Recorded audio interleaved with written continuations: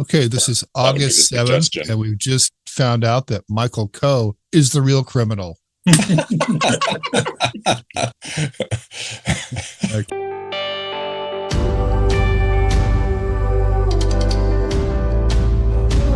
I have a question to Craig. Is it snowing in San Francisco, Craig? It's actually kind of cold here where I'm at. That fog behind me is kind of what I'm in right now. What is it, like 75 today? So you put a scarf on? It's like 65.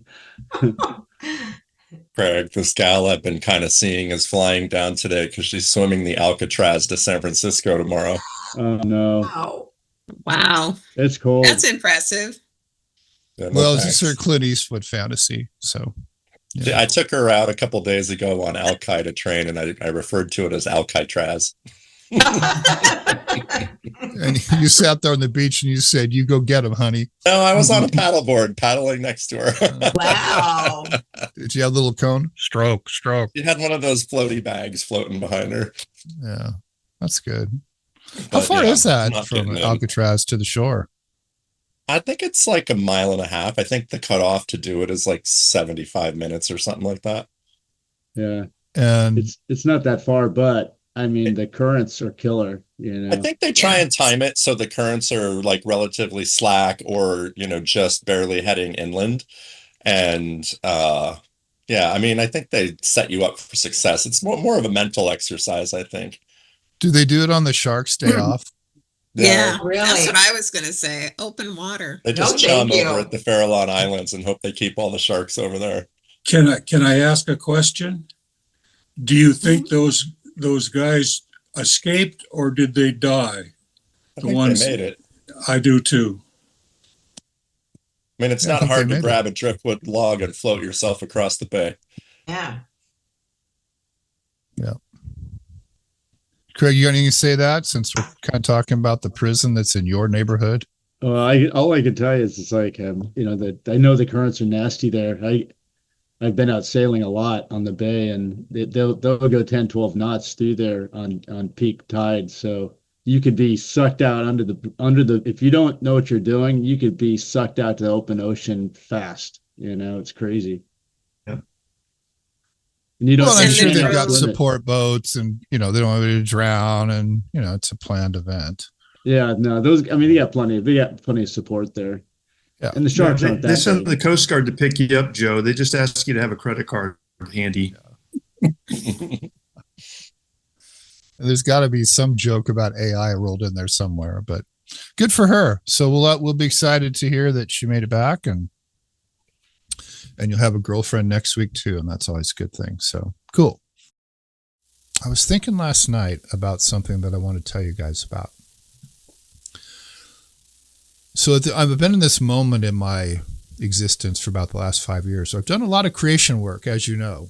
Okay, the photos, the blog, the videos, all this kind of stuff, And so I was just kind of connecting the dots backwards. And I was thinking to myself, how did I come up with all this stuff?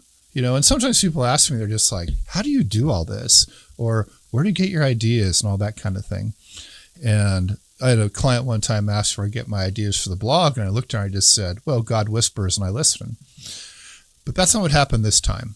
This time, I think what happened was I'm very open to the world around me and to the fact that life is much more dynamic than it is static.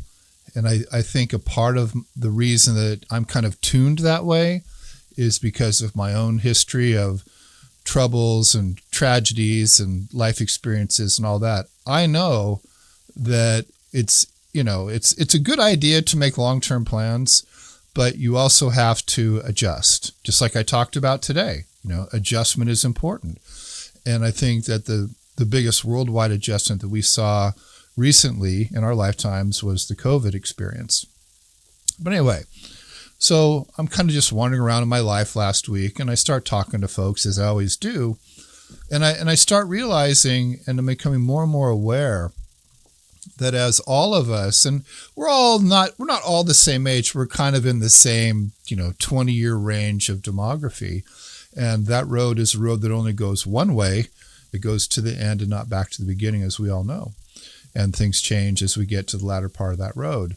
And one of the things that I've really noticed in the last week from people I've spoken with, conversations I've had, things that I've read, is that a lot of people are not very well prepared for, and I'm going to use this in air quotes, retirement.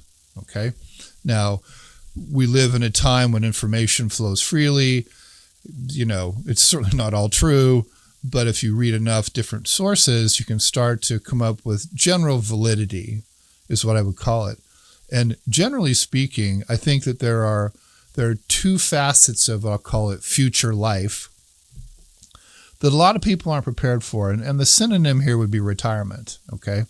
And one of those pieces of lack of preparation for a lot of people is money, and that brings a lot of fear. But I think the other thing that a lot of people aren't prepared for is, well, what the hell am I going to do every day? Because, like my friend Mike, okay, who came on, the insurance guy, he's been talking about retirement for probably 6 or 8 years. And he talked about it a lot. I'm just kind of sitting there going, okay, sure, yeah, right, I'm thinking to myself, yeah, the day I stop working is the day I'm going to go like that. So I'm not so worried about that.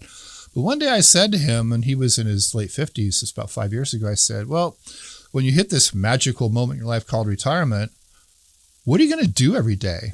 And he really took pause. Like, he didn't know. He hadn't thought about that part. Okay. So I think it's these two axes, if you will, of our future life. What am I going to do with myself? And do I have adequate resources? That really are important challenges I think all of us need to think about in our own way. I do. And that's sort of the conclusion that I came to. So I sat down a couple of days ago and I wrote this blog called Your Future Side Hustle. Okay. And I did just a little bit of poking around, but it's mostly just my thing. I don't use AI to write anything, but I'll look up data and things like that. And so I looked up a couple of statistics I'm going to share with you right now. And we'll start with this one. And this is all kind of dependent on the poll and the politics that you read and what you believe. But more than half of us don't have enough money to retire. More than half. Okay. You can say that's between 51 and 90%, depending, but most of us don't. Okay. And, you can say I should have 10 times my salary. I need this much income. My taxes are going to be this, blah, blah, blah. I was talking to Karen last night. She just read a study from Fidelity, like Fidelity Investments, that the average American in retirement life will spend, and she said it this way, if you retire this year, if you're 65 this year, you will spend on average $185,000 after-tax dollars just on health care as you move forward. That's a fair amount of money. For the average person, that's about 2.5 times salary just on keeping yourself alive. Okay. So definitely the money thing matters. Okay. Now, another thing that matters that we should be very aware of in our age group moving forward in time is simple demography and math. Okay. So one of the things I learned in my research was the idea of a government pension that today we would call Social Security was actually born in the 1890s in Germany. And this is the system they set up. They said the government will start giving you a pension at age 70. This is in Germany in the 1890s somewhere. But here's the rub. At that point in history, the average life expectancy was 45. So it's a pretty good bet. Okay. Now, Germans are so good at math. Well, and that was pre-World War I and pre-World War II, and there were a lot less Germans after those wars than there were before then, right? But if we go to 1935 in America, that was when President Roosevelt proposed, I think, and then the Congress approved something called the Social Security Act. And that was when they said, we're going to pick this number 65 as the age called retirement. Well, at that point in history, life expectancy was 61. Okay. And that was in my grandparents' lifetime. My father was born in 1935. Okay. So let's fast forward to today. Actuarially, so an actuary is someone that typically works for an insurance company. They're a statistician. but they tell us actuarially that on average today, men will live, let's see, I wrote this down. What is it? Men will live to about 72 and women will live to about 81. Now, I talked about this before. Women generally are going to live actuarially 7 to 9 years longer than their male counterparts. Your mileage may vary. So I think that women need to be aware of that as a gender. This is on average what happens, okay? So if we go back and look at the American Social Security system, when it was put in place in 1935, it paid its first benefit in 1940. There were 159 workers for every paid retiree. So the ratio at the time when it started was 159 to 1. Today the ratio is 2.8 to 1. And in 6 years, absent an act of Congress, which, here's an inconvenient truth, are the people that got us into this mess in the first place, absent an act of Congress, benefits will be cut mathematically by 22%. And it goes from there. Okay? And, divided government, you can argue for it or against it, but most negotiations never resolve until like the last 30 seconds before the bomb goes off. That's just the nature of negotiation and human procrastination and so forth. Okay? So that's sort of the landscape that we're facing. And I'm 64, and I will start drawing my Social Security in about 6 months. Okay? But am I planning on getting it?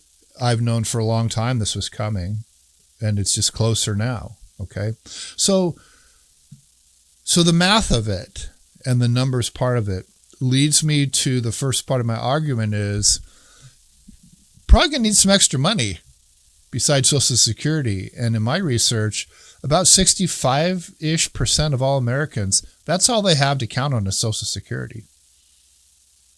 Now, I'm not here to talk about funding a Roth IRA or where you are. It doesn't matter.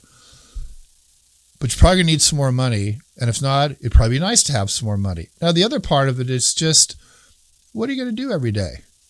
Okay? And so that's a very individual thing in terms of personal satisfaction. But here's what I think. I think that everybody who shows up here with me on Fridays, there's a measurable part of your intention, your execution, and your experience that could be easily summarized as you want to help other people or have an impact on others. Okay? Now, the money is a nice thing. Can't live without the money. But I don't think any of you are just like, oh God, I hate my life, but I have to go do this every day. You're not that way, and that's good. That's very good. So I'm just saying, let's not forget that part of our existence, our being, our ego, whatever you want to call it, also needs gratification once you say, I don't go to a formal job anymore. Okay? So it's those two things. It's the money and it's the sense of purpose. Okay. So that leads me to this idea called the side hustle. Okay? So what is a side hustle and what does it mean? All that kind of thing. All right. So I defined it in this week's blog, but it basically captures a few things. Okay. What is it you do?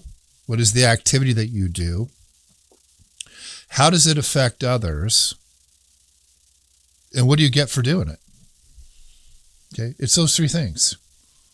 And they are easily described, not easily measured, but they should all be on the radar. Let me tell you a quick short story. So in the late 90s, early 2000s, when I was running around doing commercial real estate, and I specialized primarily in retail properties. I sold all strip centers, leased them up, that kind of thing. So I get this call one day from this guy at a bank in Everett, and I'd never met this guy, and I was referred to him, and he knew me because, I had a name in the area and I'd been doing this and so on and so forth.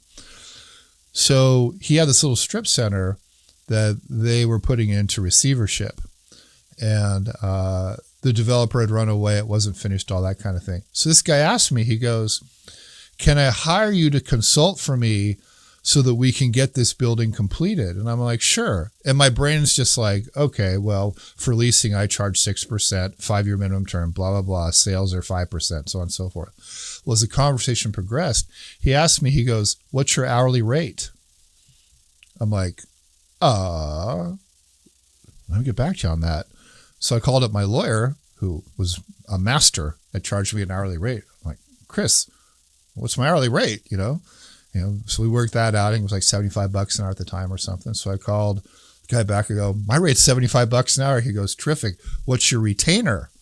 I said, I'll get back to you. Call Chris up. Chris, what's a retainer? He goes, that's where they pay you before you work. I'm like, oh, this is awesome.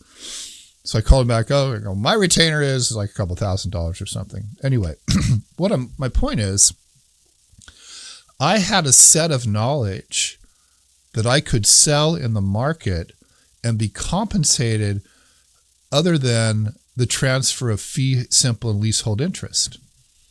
It's called billing by the hour. And that ended up leading into leasing commissions, and then ultimately I sold the property. But the way I built the relationship and built my credibility was I consulted, and it worked. Now, before that, about 10 or 15 years before that, when I came back from my year of ski bumming in Sun Valley, where I learned to be a commercial painter, I started painting in Seattle. And I didn't know Seattle at all, but I found customers and I was a damn good painter. And they told two people and they told two people and so on and so forth. And I don't remember how this happened, but I ended up going downtown to the SBA office. And there was a thing called, at the time it was called SCORE, SCORE, Service Corps of Retired Executives. And I ended up getting mentored by this guy that like ran this big company. And here I am, 25, and I don't know what the hell I'm doing. I had a college degree. But this guy really helped me. And in the next couple of years, I was grossing like $100,000 a year painting. All because this guy just helped me kind of clue in on what to do, because I didn't know. He made this much money for doing that. Being of service to others when you have a knowledge set and a set of experience can be extraordinarily valuable in the marketplace. Okay, another thing you might want to think about is your creative skills. Okay, so you might be good at photo, you might be good at video, you might know how to write. These are all skills that people will pay you for to help them. Another one that's pretty common is actually service-based side hustles, like pet sitting or dog walking.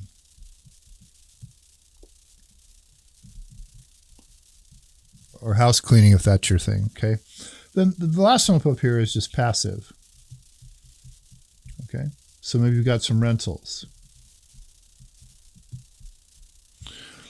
Or maybe you are involved in affiliate things. Or maybe you have some other digital offering that you can share with others, okay? Those are 4 categories that I think, at least 3 or 4 of them, most of us could take what we currently know how to do, spend a long time doing, and are very good at, and repackage and sell in small increments in the market, okay? Now, I could, go on and on about this, but I'm not going to. Just to kind of encapsulate my message to you today is that this idea behind a side hustle, there's a lot of reasons to do it, and this might not be the right time for you to do it, and it may not even be your thing. But it's a useful exercise to go through. And the first thing I think that you need to do is to be open-minded about it, to be open to the possibility, because that changes the way you see things. If you're completely closed-minded, you'll never see the same thing in a different way. And the definition of crazy: always do what you've always done, always get what you always got, all that kind of thing. And there's a lot to be said for new ideas about group conscience, about sitting or down with other folks and just kicking it around. A dance floor in my basement lined with mirrors, and I have taught 3 different wedding couples to do their wedding dance, and I've been teaching one couple now for like 6 months. And I only charge $25 an hour. I know it's not very much, but I just like to help. Okay, perfect. Jeff, what's your hustle? I haven't decided on one, but I saw one that was really interesting. Was this? I think it's basically like you're showing property for a company that does dispossessions of distressed property. And basically, you have no authority. You open the door, you answer questions, but you can't. You have no responsibility other than showing up, and they pay you pretty good. So that could work. I think that's awesome. Yeah. Okay, so I have to know. I have to know. Mercedes, did they resolve your phobia of gravel? No, but I decided to contract the workout as you suggested to Andy Smith. Okay, so just real quick, share with the group what you're talking about here. So when a buyer gets a federal loan, FHAVA or USDA, and the property has a well, a third party must test it. And these companies that go out and test it, really all they do is get water from the hose and take it to the health department. They charge, $300-400, and I think it's criminal, but I should be paid over them. So there you go. Well, it's criminal depending on which side of the transaction you're on. Well, yeah, if I'm on that side of the transaction, Yeah. It's a service. See? For sure. Isn't that funny how you go from criminal to service depending on the hand that's feeding versus the one that's eating? Okay. Chris, what's your hustle? I don't have one. I would say I probably want you to teach me someday how to divide land. So once I teach you, you'll know what to do. Perfect. Okay. Matthew, what's your hustle? Well, my hustle will be cleaning, doing, like you said, I'll hire people, we do junk, we trash out in homes, foreclosed homes, or homes that, so homes that needs to be cleaned. That is such an interesting point, because homes that need to be cleaned is a recession-proof 24/7, 365 business. And you don't have to be the one putting on the latex gloves and dragging the garbage bag around. You can hire people to do that and just scrape a piece off the top. I like it. Mr. Coe, Just go to Home Depot.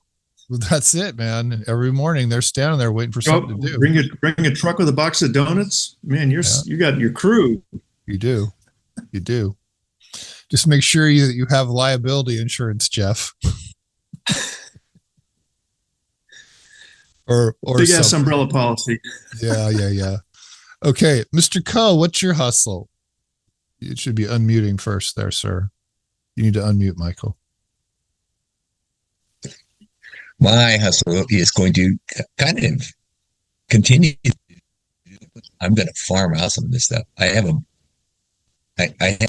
business, and be working less and having other people work more for me to do these things. And I can be the front end, because most of these people, the vast majority of these people, are referrals. These are people I've known for a long, long time. They call me. And so I need to have somebody else doing most of it. I'm willing to pay them. They can have the lion's share of a commission, and I'll take a smaller share. Yeah. I told you guys when I was younger, I was involved in painting. And when I was an apprentice, I don't remember what the exact numbers are. This was, 40-ish years ago. But let's say I was making like $10 an hour. My boss was billing me out at 25. And we had workman's comp and stuff like that. But in gross numbers, he's making $15 an hour on my head. And that's how it works. So I like it. Craig, what's your hustle? Well, I've got a lot, and I've been working on them actually. I'm a writer and a creative person. So I published my first book a year and a half ago, and then the second one is being edited right now. So looking for a publisher for that. And then I really got into music in a big way. So I've been a musician for years, but I started writing more of my own material, and now I'm playing. So it's it's been a real creative time in my life, and I've really enjoyed it. So I'm continuing down that path. That's awesome. Jacques, you got a hustle for us? Got to unmute there, sir. Is that better? Yeah, that's better. Yeah. Kind of spookily coincidental. Just this week, I was asked by the district judge here in Shoshone County if I would consider recertifying and going back into child custody mediation like I did for about 10 years ago. There people that were doing it have retired and moved on, and she is seeing a need. Otherwise, people have to go over the hill to Coeur d'Alene and do it, and there's a need right here in the county. So she asked me to come down and talk to her next week and see if it's something we can follow up and perhaps start doing. And you've done that previously? I did for about 8 or 9 years. I got certified in the late 90s. Yeah. How did you like doing that kind of work? Because that's just getting in the middle of ugly human drama. It is. I guess what I was a school counselor at the time, and I just tried to concentrate on getting the best deal that I could. I always saw the kids as my clients and trying to get the best deal for them, and otherwise keep mom and dad in separate rooms or far enough apart they couldn't scratch each other's eyes out. Always tried to persuade them at the beginning that even though you are divorcing because of the kids, you are always going to be connected. So if we can do this as adults, it's going to be a whole hell of a lot easier for everybody, especially your kids. And it worked a fair number of times, not always, but a fair number. Well, dude, you got my vote. Thank you. If it's something that your life is, I know that you've got a situation with your wife and so forth, but man, if you got the time, what a blessing you would be to the world. I hope it works out. Thank you. Yeah. Well, thank you.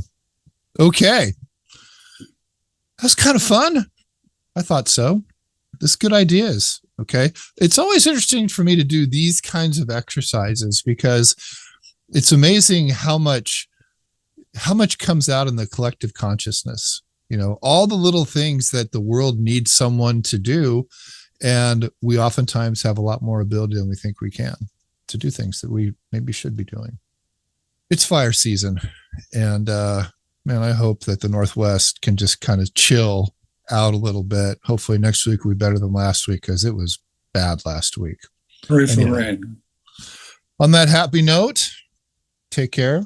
God bless you. Have a good weekend. We'll see you next time.